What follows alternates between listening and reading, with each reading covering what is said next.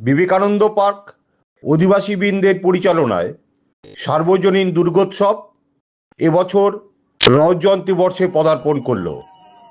অন্যান্য বছরে যেমন সাবেকি ঘরানার মধ্যে দিয়ে দুর্গা প্রতিমা এবং মণ্ডপ সজ্জিত হয়, তার থেকে সম্পূর্ণ ভিন্ন স্বাদের দুর্গোৎসব আমরা এবছর উপস্থাপিত করতে চলেছি। ইতিমধ্যেই এলাকার প্রত্যেকটা মানুষের মধ্যেই এবং কমিটির সদস্যদের মধ্যেই উৎসাহ উদ্দীপনা লক্ষ্য করা যাচ্ছে। আমরা এবছর থিমের পুজোর আয়োজন করেছি। থিমের বিষয় মৎস্য মারিব খাইব সুখে। আমরা কথায় বলি, মাছে ভাতে বাঙালি, মাছ বাঙালির প্রিয় খাদ্য।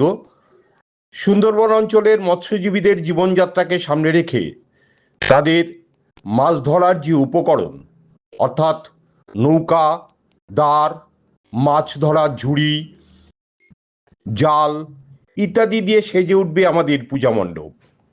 সুন্দরবাসীদের আরাধ্য দেবী বনদেবীর রূপে গড়ে উঠবে আমাদের দুর্গা প্রতিমা। আগামী 6ই অক্টোবর শুভ তিথিয়ার তিথিতে এই উৎসবের উদ্বোধনী অনুষ্ঠানের আয়োজন করছি।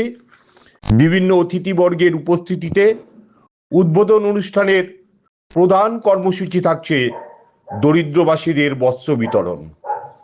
মহাষ্টমীর দিন পূজার ভোগ বিতরণে এলাকার সমস্ত মানুষের অংশগ্রহণের মধ্যে দিয়ে দিনটি পালিত হবে।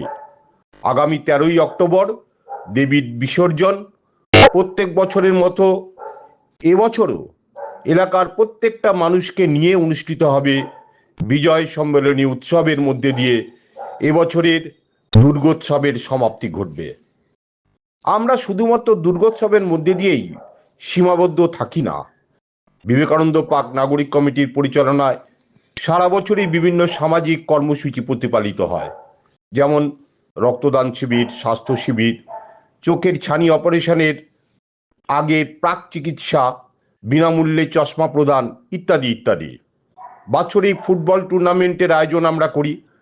এলাকার ছোট ছোট ছেলে মেয়ে, পুরুষ এবং মহিলাদের নিয়ে প্রত্যেক বছর বাৎসরিক স্পোর্টস হয়।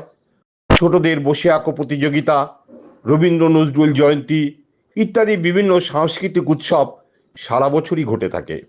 পরিশেষে এবছরের দুর্গোৎসবে আমাদের এই ক্ষুদ্র প্রয়াসকে সফল করে তোলার জন্য সমস্ত সাধারণ মানুষের কাছে আমরা আবেদন করছি, আপনারা আমাদের পূজা মণ্ডপে হাজির হন এবং মণ্ডপ এবং প্রতিমা দর্শন করুন।